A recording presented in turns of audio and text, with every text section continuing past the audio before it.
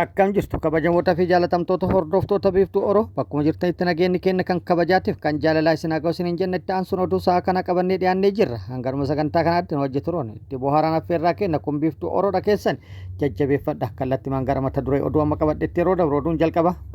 Itoophiyaan kaaba Itoophiyaatti sarbamiinsa daangaa biyyattii kabachiisuuf akkasumas immoo ulaa galaanaa gaafii jedhuun wal qabsiiftee qophiin waraanaaf taasisaa jirtu cimee yeroo itti fufaa jiru kanatti qaamonni garaagaraa Itoophiyaan gara lola kanaatti akka hin seenne akeekkachiisaa jiru dabalata odeeffannoo kanaa qabadhee jira isin biraan ga'a. Oduun itti aanu oduu godinaalee Oromiyaa garaagaraa irraa arganne odeeffannoo wayitaawaa kan walitti qabanne qindeessinee isin biraan ga'uuf kan qopheeffannedha.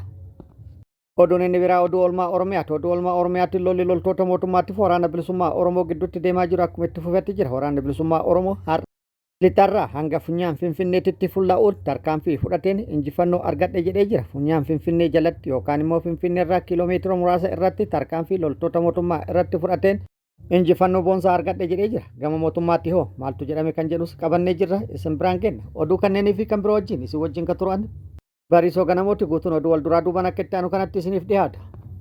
Yeroo mootummaan Itoophiyaa maqaa daangaa kabachiisa akkasumas ulaa galaana deebisa jedhuun humna guddaa gara kaabatti guuree lolaafuuf qopheessaa jiru kanatti dippiloomaatonni biyyoota garaagaraa gara Itoophiyaa dhufuudhaan marii gaggeessaa jiraachuun gabaafamaa jira. Miidiyaaleen biyyattii marii dippiloomaatonni biyyoota garaagaraa Itoophiyaa waliin taasisaa jiran kana dhimma hariiroo biyyoota lamaanii cimsuu irratti mari'atanii jiru. Dhimma diinagdeedha wal deeggaruu fi dhimma daldalaa akkasumas investimentii biyyoota lamaanii cimsuu irratti mari'atan jechuudhaan gabaasaa jiru. Garuu dhugaan jirtu kanaan faallaa akka ta'e keessa beektonni ibsaa jiru. Qondaalli olaanaan USA tokko torban kana keessa ministeera dhimma alaa Itoophiyaa waliin marii taasisee ture. Akka embaasiin US magaalaa Finfinnee argamu ibsetti qondaalli olaanaan Nick Cheekar Finfinneetti ministeera dhimma alaa Itoophiyaa Geediyoon Ximootiyoos waliin marii gaggeessuun ibsamee jira. Mariin gaggeeffames dhimma hariiroo biyyoota lamaanii dhimma shororkeessummaa fi akkasumas dhimma diinagdee walii tumsuu irratti jechuudhaan gabaasu. Haaluma wal fakkaatuun pirezidaantiin Tarkii Taayib Resiib Erdogan guyyaa kaleessa affeerraa isaaf taasifameen gara Itoophiyaa dhufee jira. Innis marii muummicha ministeera Itoophiyaa waliin gaggeessu kan himame yoo ta'u dhimmi marii isaanii tokkoffaa. Itoophiyaan ulaa galaanaa akka argattu dhiibbaa akka taasisan irratti mari'atame jedhamee jira. Gama biraatiin hariiroo biyyoota lamaaniitii fi haala diinagdeetii fi akkasumas daldalaa fi investimentii irratti bal'inaan mari'atame jechuudhaan kan gabaafamaa jiru. Dhugaan jirtu qabxiilee jedhame kanarratti mari'atuun ni jira. Garuu xiyyeeffannaan itti kenname irratti mari'atame kan jedhame dhimma qophii waraana kaabatti gaggeeffamuuf taasifamaa jiru wal qabatee mariin bal'aan gaggeeffamuudha keessa beektonni akka gabaasanitti yookaan akka ifoomsanitti. Garuu mootummaa Itoophiyaallee ta'ee miidiyaaleen Itoophiyaa marii qophii waraanaa kaaba Itoophiyaatti gaggeeffamuuf taasisu kanaan wal qabatee taasifame haguuganii jiru. Maaliif kan jedhu gaaffii namoota hedduu ta'ee jira. Mee viidiyoo gabaabduu tana waliin haa laallu. Namichi wanni dhufeef Turkiin amma faayidaa bal'aa qabdi. Gaafa Afrikaa kanarra Soomaaliyaa keessa akka gaariitti gaaza baaftee investii ajaa'ibaa godhuu deemti. Yoo man Itoophiyaan jeeqamte investiin isii sunillee ni jeeqamte. San gubbaan Masrii fi isaan akka gaariitti farankaa walitti ta'anii jiranii lola Suudaan kana hunda inni hin deeggaru. Lola ammaa biyyi deeggaru kana hin deeggaru kana hunda immediately dhaabi jechuuniif dhaqanii fi jechuu dantaa mataa isaaniitiif dhaqanii jechuu. Turkiin harka mirgaa biyyiitti ni beektan nama durooyinii gurguree fi gaafa wayyaanee san namni Durooyini naan akka gaarii cinaa dhaabbate Turkii ta'uu ni beektanii gartee yoo kana hunda kan hin dhageenye taate booda waan isa eeggatu silaa'u walumaan beeynaa jechuudha. Gama biraatiin immoo akka maddeen odeeffannoo garaagaraa ibsanitti Itoophiyaan gara lola kaabatti akka hin seenne qophii lolaaf taasisaa jirtus akka dhaabdu yookaan hatantaman akka dhaabdu kan akeekkachiisanii fi kan itti himan ta'uu ifoomsanii jiru. Kana jechuun qophiin lola kaabatiif taasifamaa ture guutumaan guututti qophii burjaajii akka ta'e hedduun isaanii raganii jiru. Meeshaalee gurguddaa humna waraanaa guddaa gara kaabatti guuruun lola jalqabamuu hin ennee fi itti seenuu hin enneef baasii guddaan bahee kasaraa guddaa dhaqqabsiisee jira. Ammas iccitii jirtuu fi dhugaa jirtu kana gadi qabuudhaan lolaaf dibbeen dhawamaa jiru akkaan cimee itti fufee jira. Haaluma kanaan har'a humni waraanaa mootummaa PP guddaa fi meeshaaleen gurguddaan fe'amuudhaan naannoo Tigraay qaxxaamuruun gara daangaa Eertiraa imalaa jiru jechuudhaan miidiyaaleen mootummaatii fi raayyaan miidiyaa mootummaa PP akkan gabaasaa jira. Kun immoo yoo ka dhugaa ta'u taate TPLF lafa dhiphisaa ture akkam ta'e karaa bane kan jedhus gaafii ta'ee jira. Ol naqanii yookaan ol seensisanii kiyyoo keessa galfatuuf balbala jalaa banammoo humni waraana mootummaa guddaa fi meeshaaleen gurguddaa naannoo Tigraay qaxxaamuranii gara daangaa Eertiraatitti imalaa jiran kan jedhu kun hagam dhugaa wanti jedhu kun adda hin baane. Walumaa galatti Itoophiyaan gara lola kana akka hin seenne hedduun akeekkachiisaa jiru. Pirezidaantii Erdogaanis lola haaraa arguun barbaadu jedhee jira. Oduu wayitaawaa godinaalee Oromiyaa garaagaraa irraa arganne immoo akka itti aanu kanatti isiniif qabannee jirra.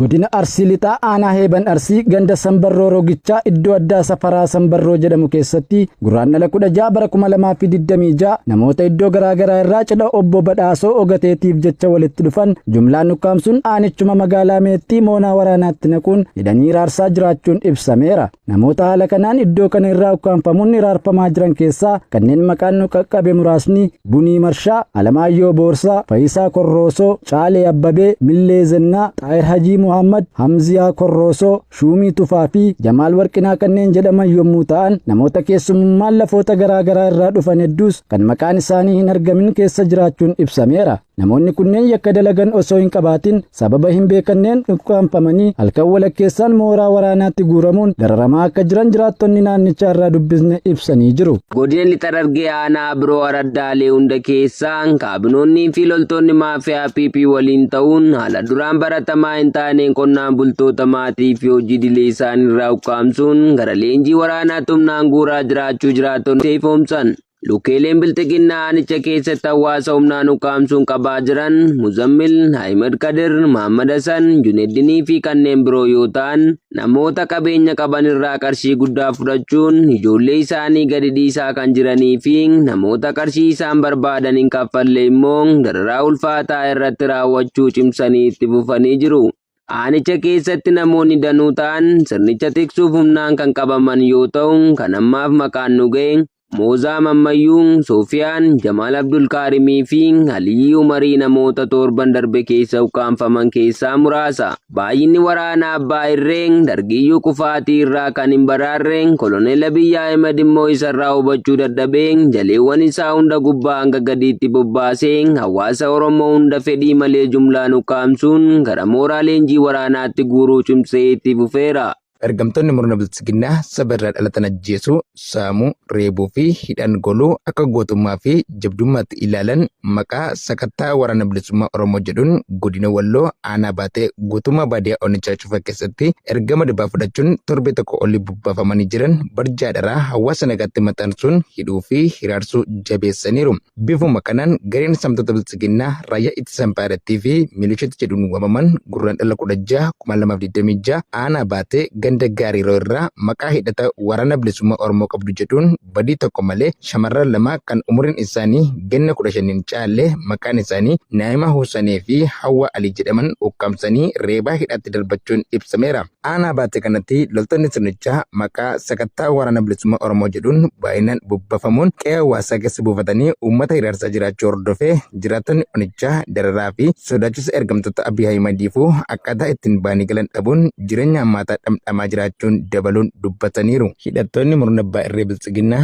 akkuma fedhan qe'ee uummata Oromootti bubbafaman kunneen guyyuma shamarran kana lamaan reebanii hidhan sana gandichuma irraa qonnaan bula abbaa maatii nama maqaan isaanii obbo Sayyoo Adamee jedhamu maqaa intala kee dubaraatu qunnamtii waraana bilisummaa Oromoo qaba hanga ishee fiddutti achi hin baatu jedhuun isas hidhanii intala isaa kana akka fidu reebaa fi doorsisaa jiraachuu jiraattonni gandichaa eeranii jiru. Godina Baha Harargee aanaa Baddannoo Gandaraasaa Jannataa keessatti waraanni goolesituu PP guraandhala 10,2026 ganama keessa naannoo sa'aatii 5tti dura ta'aa gandichaa fi namni maqaan isaa Firoomsaa Abdii Amanee jedhamu qabeenya nama dhuunfaa obbo Fu'aad Xahaa jalaa baala warqee konkolaataa tokko tilmaaman qarshii 100 ol kan ta'u bitee magaalaa Dirree Dhawaatti gurgurachuuf osoo fe'aa jiruu hayyama keenya malee gurgurachuu hin dandeessu jechuun jalaa saamanii gara faayidaa dhuunfaa isaaniitti deebisuu jiraattonni gandichaatti himaniiru.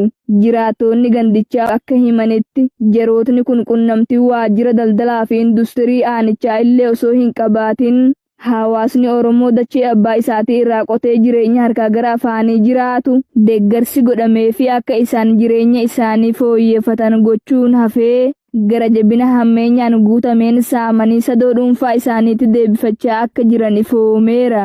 Sirni bututaan bilisiginnaa kallattiinis ta'u alkallattiin golee Oromiyaa mara keessatti saba Oromoo dachee isaa irraa dhabamsiisuuf shiftoota meeshaalee waraanaan deeggaruun uummata Oromoo irratti duguuggaa sanyii raawwachuu, mana jireenya isaanii irratti diiguu, gubuu fi saamuun dararaa raawwatu jabeessee jiraachuun ni beekama. Lolli loltoota mootummaatti waraana bilisummaa Oromoo gidduutti Oromiyaa zooniilee garaagaraa keessatti gaggeeffamaa jiru. Akkuma itti fufeetti jira. Har'as waraanni bilisummaa Oromoo zooniilee garaagaraa keessatti loltoota mootummaa irratti tarkaanfii fudhatuu fi tarkaanfii fudhateen injifannoo argatu odeeffannoon nu gahee jira. Tarkaanfii har'a bakkoota garaagaraatti loltoota mootummaa irratti fudhatee loltoota mootummaa hedduu hojiin ala taasisa jedhee jira. Akkasumas meeshaalee waraanaa hedduu akkaan baay'ee ta'an xiqqaa hanga kagareetti hiikkadhe jechuudhaan waraanni bilisummaa Oromoo beeksisee jira. Haaluma kanaan waraanni bilisummaa Oromoo lixa Oromiyaa aanaalee garaagaraa keessatti har'a tarkaanfii fudhateen miidhaa guddaa kan dhaqqabsiisee fi injifannoo kan argate ta'uu beeksisee jira. Wallagga lixaa aanaa yuubdootti tarkaanfii humnoota mootummaa irratti fudhateen humnoota mootummaa kaan madeessee kaan addunyaa kanarraa godaansee kaan immoo booji'uudhaan injifannoo irratti argadhe jedhee jira.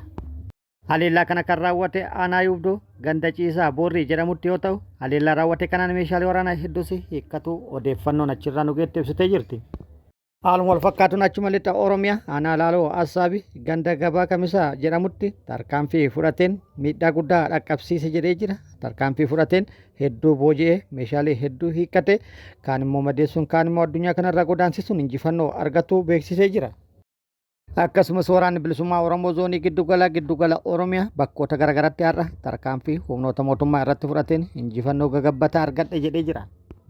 Haleellaa giddugala Oromiyaa naannawa magaalaa Finfinneetti raawwateen miidhaa guddaa dhaqqabsiisuun injifannoo boonsaa argadhe jedhee jira. Waraanni bilisummaa Oromoo Finfinnee irraa kiiloomeetira gabaabaa irratti yookaan muraasa irratti funyaan Finfinnee jalatti aanaa Mulootti tarkaanfii loltoota mootummaa irratti fudhateen hedduu hojiin ala taasise jedhee jira. Hedduu madeessuun hedduu addunyaa kanarraa godaansisuun meeshaalee hedduu hiikkatuun injifannoo boonsaa argadhe jedhee jira. Meeshaaleen viidiyoo irratti argitan kun meeshaalee funyaan Finfinnee jalatti humna mootummaa irraa hiikkate jechuudhaan beeksisee jira. Gama mootummaatii bakkoota lollitti gaggeeffame kanaan wal qabatee odeeffannoo argachuuf yaallee jirra. Odeeffannoo argachuu hin dandeenye yookaan immoo wanti jedhame hin jiru. Ta'ullee mootummaan oopereeshinii bal'aa gaggeessaa jiru akkuma itti fufeetti jira. Bakkoota har'a lolli itti gaggeeffame irratti haleellaan kan raawwatames qaamota oopereeshinii bobba'an kana irratti ta'uu waraanni bilisummaa Oromoo beeksisee jira. Oduu gama biraatiin immoo loltoonni mootummaa mooraa waraana mootummaa gadhiisuun gara mooraa waraana bilisummaa Oromoo dhufu waraanni bilisummaa Oromoo beeksisee jira. Isaan viidiyoo irratti argitan kun warra har'a mooraa waraana mootummaa gadhiisuun gara mooraa waraana bilisummaa Oromoo dhufuudhaan simatamanidha. Kabajamoota fi jaalatamtoota hordoftoota Biiftuu Oromoo oduun ammaaf qabadhe kan hanga ammaa kana guutuu oduu wajjin isin wajjin kan ture ani Bariisoo Ganamooti. Hanga yeroo itti aanutti deebinee wal agarrutti nageenyi Rabbii isiniif haa baay'atu. Nagatti nu turan hawwii kenna nagatti nu tura.